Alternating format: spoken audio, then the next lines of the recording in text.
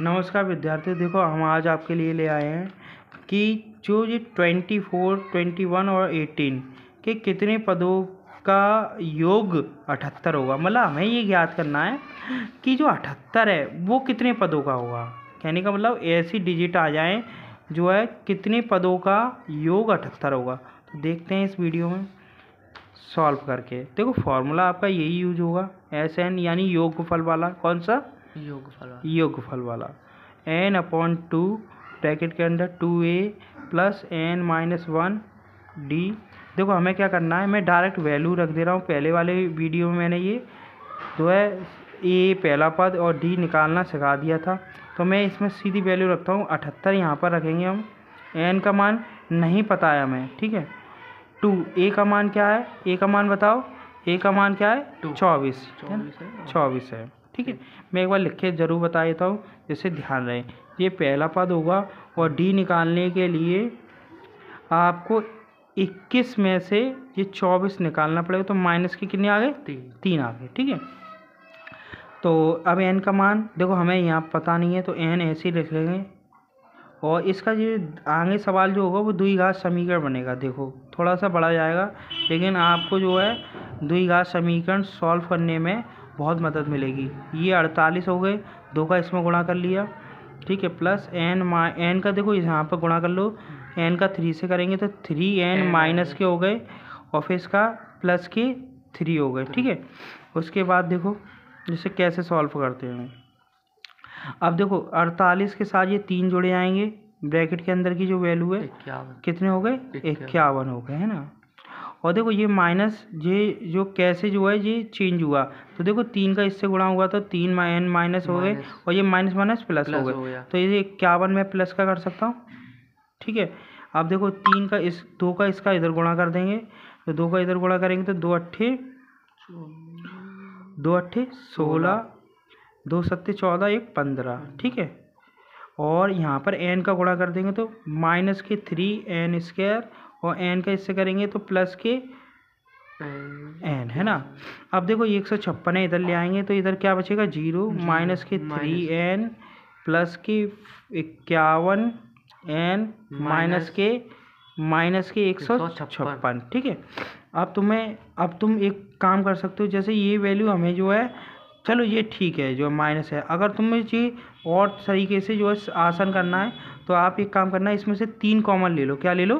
3 common. देखो 3 common लेंगे तो मैं यहाँ पे क्या बचेगा? n बचेगा, है ना। माइनस के 3 कॉमन लेंगे तो, है ना, तो यहाँ प्लस के n, यहाँ माइनस के 51, क्योंकि कॉमन हमने लिया है तो माइनस की जगह प्लस, प्लस की जगह पे माइनस हो जाएगा।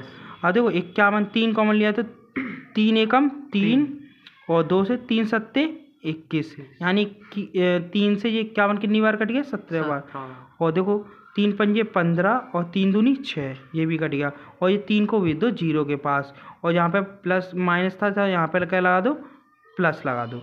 अब ये हमारा पूरा सवाल द्विघात गुणनखंड में जो है स्टार्ट हो गया है। अब इसे कैसे सॉल्व करेंगे? देखो इसको द्विघात समीकरण कैसे सॉल्व करते हैं। देखो 52 का हमें क्या करना है? फैक्टर करना है, 2 से काटना है। 2 दूनी 4, 2 छिंग 12, फिर इसके 2 से काटेंगे तो ये इस तरीके से 13 से। अब देखो हमें ऐसे फैक्टर बनाने हैं। देखो मैं तुम्हें दिखाता हूँ कि फैक्टर कैसे बनाते हैं। हो सकता है ये जो है इस तरीके से तुम्हें यहाँ से भी एक सवाल मिल जाए। ये सवाल 10 से 8 नंबर का भी हो सकता है ना। तो देखो हमें जोड़ने पे क्या लाना है? 17 लाना है। क्या लाना है? 17। और गुणा करने पे कितना लाना है? 52। तो देखो इसे जोड़ देंगे तो 4 13 चौक होता है 52, और इनको जो जोड़ देंगे तो होगा 17। तो गुणा करने पे 52 और जोड़ने पे 17, तो हमारा इसका फैक्टर बन गया जो है 13 प्लस 4। देखो 13 ये है और 4 ये है, इनको जोड़ देंगे तो 17 होते हैं, और गुणा करेंगे तो 52 होते हैं। तो हमारा ये फैक्टर मैच करेगा। तो हम n बराबर 17 की जगह पे क्या रख देंगे? 13 प्लस 4 और n प्लस 52 इजिकल टू 0। तो देखो अब इसे क्या करते हैं? 13 का n से गुणा करेंगे, जिस प्रकार जो है हम फैक्टर करते आए उसी प्रकार करेंगे। 13n, और बाहर माइनस है तो अंदर भी माइनस हो जाएगा, और ये प्लस रहेगा, ठीक है। अब हमें क्या करना है, हमें इसमें से कॉमन लेना है। तो n कॉमन है तो देखो n माइनस 13, देखो यही बचेगा, यहाँ से n हो गया और यहाँ पर 2 थे तो 1 बचा है ना। यहाँ पर हम 4 लेंगे कॉमन, तो देखो 4 से ये कितनी बार कटेगा, देखो तो 4 एकम 4, देखो बाहर माइनस लिया है तो अंदर माइनस हो जाएगा। 4 एकम 4 और 4 तिया 12, दोनों फैक्टर एक से हैं, तो यानी कि हम एक बार क्या ले लेंगे, कॉमन ले लेंगे, है ना। उसके बाद बचेगा n माइनस 4 इजिकल टू 0। तो अब हम देखो इसके बराबर रखेंगे, देखो एक n माइनस 13 बराबर 0, एक n माइनस 4 बराबर 0। तो हम एक n का मान निकालेंगे तो 13 आएगा प्लस का, और 1 निकालेंगे तो 4 आएगा प्लस का। तो क्वेश्चन के अनुसार जो क्वेश्चन था उसमें ये दिया है कि कितने पद का योग 78 होगा। तो यानी कि हमारे 13वें पद का योग 78 होगा, जो 13वां पद है उसका योग 78 होगा, और एक चौथे पद का भी योग 78 होगा।